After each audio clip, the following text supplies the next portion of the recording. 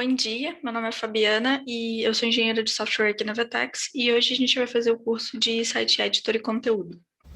Vamos lá então, o curso que a gente vai fazer é o curso de Site Editor e Conteúdo e a ideia desse curso nada mais é do que apresentar um pouquinho mais para vocês sobre conceitos como, por exemplo, Workspace, como que você publica uma aplicação dentro da Vetex e como que você instala, por exemplo, uma app dentro de uma conta na Vetex e também apresentar brevemente o Site Editor e como que você altera, por exemplo, um banner de uma loja. Então vamos lá, vamos aqui para o primeiro passo. E o primeiro passo é justamente tenta mostrar um pouquinho mais para vocês sobre o conceito de workspace. Acho que de uma maneira bem simplória, talvez a gente possa comparar um pouco os workspaces com branch do GitHub, no sentido de que você tem a branch master, né, que é o main atualmente, que é a branch que é produção, é o que está realmente em produção, é o código mais atualizado e estável do desenvolvimento de uma aplicação, por exemplo. E você tem outras branches, por exemplo, branch que você usa para desenvolver, branch que você usa para fazer testes, branches de homologação, por exemplo. Então, de uma maneira muito simples, a gente pode traçar um paralelo entre os tipos de workspace e tipos de branches. Uma coisa importante é que, no fim das contas, como que a gente define de uma maneira um pouco mais formal o que é um workspace, né? Então, eles são definidos como ambientes que são diferentes versões da mesma conta dentro da Vetex, de forma que qualquer mudança em um workspace X não interfere em outros workspaces.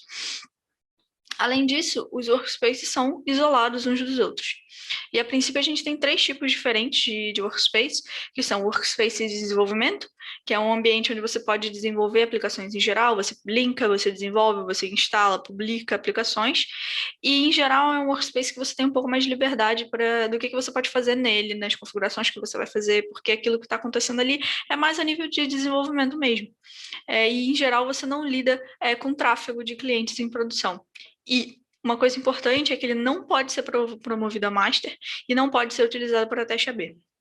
Por outro lado, a gente tem o workspace de produção, que é um workspace que pode lidar com tráfego de loja em produção, pode ser utilizado para teste AB e pode ser promovido ao workspace master.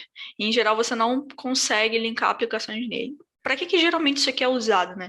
Imagina que você tem uma versão do seu tema em master, no workspace master, e você tá para lançar uma major nova ou alguma versão de um tema novo, só que antes você precisa validar esse tema em específico, de maneira a ter, por exemplo, um time de QA, dando uma olhada e etc. E você pode justamente utilizar o workspace de produção para poder fazer isso, de maneira que você instala nele a versão nova da aplicação que você publicou, e depois de validar tudo que é referente a QA, enfim, ter certeza de que está tudo funcionando, você consegue promover esse workspace para ser master. Então, na verdade, é como se o apontamento, digamos, para o que é o conteúdo, para o que é o workspace de master, ele passa a ser esse workspace. Então, a gente promove tudo que está nele para o que é master.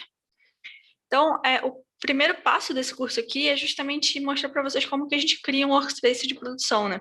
Assim como um workspace qualquer, a gente utiliza o comando vtex use, mas por outro lado a gente coloca uma flag aqui, -- production. Então, eu vou fazer isso aqui agora, vamos lá. Aqui é meu navegador, meu terminal, desculpa. E a ideia é que, a princípio, eu estou na conta Vtex no Workspace Master, mas eu vou utilizar um Vtex ROMI aqui para vocês poderem ter certeza disso. Então, eu estou no meu e-mail, logada no Workspace Master de produção. O que eu vou fazer? A primeira coisa que eu vou fazer é mudar para a conta que a gente usa para geralmente os cursos, né? Que é a Appliance Team. Então, eu vou dar um Vtex Switch. Eu já estava provavelmente logada nela no navegador, por isso que não abriu minha aba do navegador. Esse workspace aqui é o Workspace Master. Então, o que eu vou fazer agora é criar um outro workspace. Então, vamos lá, eu vou pensar em um nome que eu saiba que não existe. Vamos, Fabiana Fonseca, test, -- production. Provavelmente, se ele não existir, ele vai pedir para eu criar. Então, beleza, eu quero criar. Aí agora ele foi criado o workspace Fabiana Fonseca Test, com sucesso, com a flag de production. Então agora eu tenho um workspace de produção criado. A gente pode utilizar o Vtex ROMI aqui, apesar de vocês já terem visto antes o que é, mas eu vou, de qualquer forma, fazer isso. Então, vocês podem ver, estou logado na conta Appliance Theme, com o meu e-mail, no workspace de produção, chamado Fabiana Fonseca Test. Beleza, então basicamente esse é o primeiro passo do curso, poder conhecer um pouquinho mais sobre os workspaces e como que você cria um workspace de produção. E agora a gente vai para a etapa em que a gente vai publicar uma app do I/O. Então, qual é a ideia, né? Para você publicar uma aplicação na I/O, basicamente você usa um comando, que é Vtex Publish, e a gente vai, nesse momento aqui, justamente publicar uma app utilizando esse comando. Aí vocês podem se perguntar, beleza, mas qual aplicação que eu vou publicar, né? Então, no fim das contas, o que acontece? Se vocês já fizeram os cursos anteriores, é bem provável que no fim do curso de blocos básicos e afins, você já tem uma loja completamente funcional. E é justamente essa aplicação que vocês podem publicar. Mas aí tem uma outra pergunta, né? E se eu não fiz o curso do Store Framework? Não tem problema, você pode pegar qualquer tema, qualquer aplicação que você já tenha e que você possa publicá-lo. E caso você ainda não tenha, você pode voltar num dos cursos anteriores para poder ter essa aplicação. No meu caso em específico, o que eu vou fazer? Eu vou usar uma aplicação que eu tenho aqui, um sample, é uma aplicação bem simples, ela não tem absolutamente nada, mas é só porque eu já tinha ela aqui e eu só quero mostrar, o foco é mostrar um pouco mais o fluxo de publicação do que propriamente a aplicação que eu estou publicando. Então, a ideia é que a gente vai no arquivo manifest da aplicação e a gente vai mudar o nome da app e o vendor e a gente vai publicar esse cara aqui. Então, vamos lá. Eu tenho aqui dentro dos meus documentos uma app que eu chamo de Sample App, que ela é bem simples. Eu já estou até aqui com o manifest alterado, mas eu poderia colocar qualquer outra coisa aqui, tá? Só para diferenciar, eu vou colocar outra coisa. Eu vou colocar Train Week Fabiana Fonseca. O vendor vai continuar sendo o mesmo, porque é a conta que eu quero publicar, que é a mantenedora, digamos, da app. Eu vou mudar a versão. Vou colocar a versão 1.5.0, por exemplo. Tá? É importante dizer que essa versão aqui, em geral, a gente usa versionamento semântico, então alterações de versão aqui, elas têm que ter uma semântica por detrás, no sentido de que patches geralmente são bug fixes, minors geralmente são features que não são breaking change, e majors são alterações que são breaking change, ok? Então, eu mudei aqui o nome, salvei. Agora a gente vai voltar lá para o... Deixa eu só trocar aqui a ordem para ficar um pouco mais fácil. Botar isso aqui em tela cheia. Pronto. Aí a gente vai voltar para cá e a gente vai publicar essa app. Então vamos lá, como que a gente vai fazer isso? A gente vai usar o comando Vtex Publish. É importante dizer que no nosso caso, a gente está dentro do repositório da pasta, né, da app, e para a gente poder rodar o comando Vtex Publish, a gente tem que estar dentro desse cara, porque ele justamente vai pegar as informações do arquivo manifest, ok? Então eu vou vir aqui, dar um Vtex Publish. Ele vai perguntar, você tem certeza que você quer lançar essa versão 1.5 dessa app que eu acabei de criar o nome? Sim. Ele vai começar o build, justamente para ver se não tem nada errado, se nada está falhando. E uma vez que ele consegue terminar esse build aqui, a gente consegue já ter a nossa app publicada. Então, vocês podem ver que no final ele fala que a minha app foi publicada com sucesso. Beleza? Esse é o segundo passo desse curso, justamente publicar essa app. E agora, o que a gente quer fazer, né? O próximo passo do curso é justamente, poxa, beleza, eu tenho uma app publicada, eu quero instalar ela em uma conta específica, num workspace específico, por exemplo. E aí, aqui tem um conceito interessante, que é justamente o conceito do housekeeper, tá? Qual é a ideia, né? A ideia é que uma vez que você publica uma app, ela é uma aplicação passível de ser instalada em qualquer conta, em qualquer workspace. Em geral, há uma diferença grande entre dois conceitos na Vtex que às vezes vocês confundem, que é o conceito do comando Vtex Publish e o conceito do Vtex Deploy. O Vtex Publish ele é um comando que é justamente para publicar aquela aplicação, aquela versão daquela aplicação, e ela ficar disponível para você poder instalar ela em qualquer workspace ou conta. Por outro lado, O Vertex Deploy, o que ele faz? Uma vez que você tem a sua app publicada, você pode deployar ela. Que significa o quê? Significa utilizar o robô Housekeeper, que é um robô que a gente tem, que nada mais faz do que, de tempos em tempos, ele passa em todas as contas falando: tem alguma atualização aqui que eu posso fazer dessas aplicações? Tem alguma atualização aqui que eu posso fazer? Ele fica checando isso, e para cada atualização que exista de qualquer app que esteja instalada naquela conta, ele vai se assegurar que ele vai fazer aquela instalação. Porém, é muito importante ressaltar que ele só faz isso de maneira automática para versões minors e patches. Versões majors, que são breaking changes, ele não atualiza automaticamente isso, tá bom? Então, voltando para o que eu estava falando antes, a ideia é, quando a gente deploya uma app, significa que essa app vai começar a ser olhada pelo Housekeeper, no sentido de que se você já tem ela instalada numa outra minor, por exemplo, numa conta, o Housekeeper vai passar lá, vai ver, poxa, mas a versão que está aqui é a versão 1.4, mas já tem deployada a versão 1.5. Então, eu vou pegar essa versão e eu vou instalar aqui dentro. É isso que ele faz. E esses dois conceitos são conceitos diferentes, eles precisam ser entendidos bem, porque às vezes a gente confunde o que é a publicação e o que é o deployment em si. Então, porém, no nosso caso, o que acontece? Né? No nosso caso, eu tenho certeza que a aplicação que eu criei, que é a TrainWiki Fabiana alguma coisa, ela não está instalada em lugar nenhum e não está sendo usada em lugar nenhum, porque no fim das contas eu estou usando ela, digamos assim, pela primeira vez. Então, quando a gente está nesse caso, a gente precisa instalar manualmente aquela aplicação em específico. E aí que entram duas possíveis situações que a gente pode ter nesse cenário aqui. Que é, primeiro, a gente não tem o repositório raiz da app. Ou seja, eu sei qual é, por exemplo, o vendor, eu sei qual é o nome da app, eu sei qual é a versão, mas eu não tenho o repositório do código daquele cara. E o outro caso é que você, no fim das contas, você não tem o projeto da aplicação no seu computador. Então, qual é a ideia? A ideia, na verdade, isso aqui tá um pouco incorreto, eu acredito. A ideia é que você tem dois cenários. Um deles é você tem o código, o outro você não tem o código. Então, no primeiro caso, você não tem o código, mas você sabe qual é o vendor, você sabe qual é o nome da app, você sabe a versão, você pode fazer o Vertex Install utilizando o argumento dele de vendor, app e versão. Por outro lado, se você já tem o projeto da app no seu computador, você pode simplesmente, dentro da raiz do projeto, né, dar um Vertex Install. Eu vou mostrar para vocês aqui no terminal. A princípio, eu tenho o código da app, então eu conseguiria fazer esse Vertex Install aqui, mas eu vou só escrever para vocês como é que ficaria o formato disso aqui, para vocês entenderem melhor como é que é. Então, vamos lá.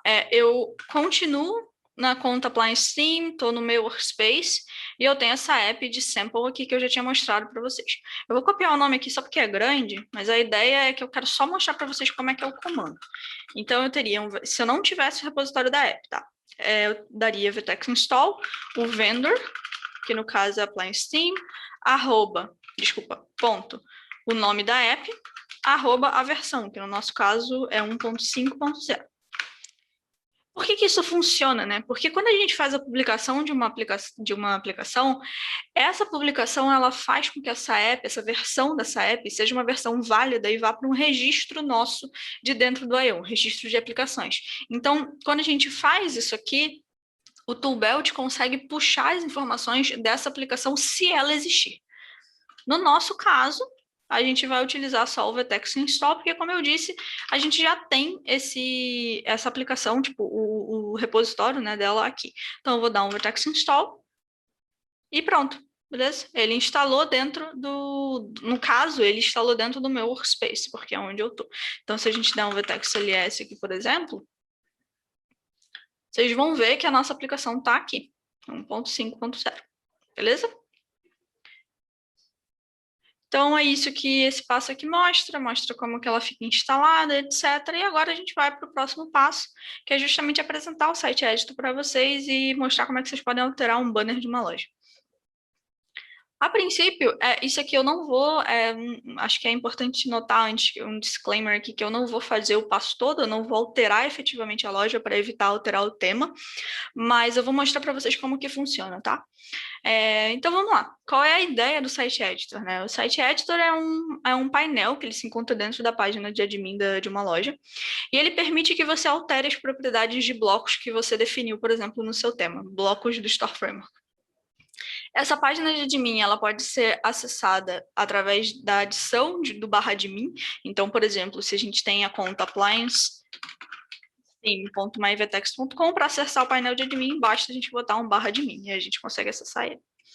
Aí, para mostrar para vocês onde isso aqui fica, a gente vem aqui em configurações da loja, CMS, Site Editor. É aqui que a gente tem o Site Editor aparecendo. Então, beleza, qual é a cara disso aqui, né? A ideia é que aqui a gente tem a nossa loja. Vale ressaltar que aqui eu não estou com nenhum workspace, estou em produção mesmo. E você consegue olhar os seus blocos e fazer alterações nesses blocos.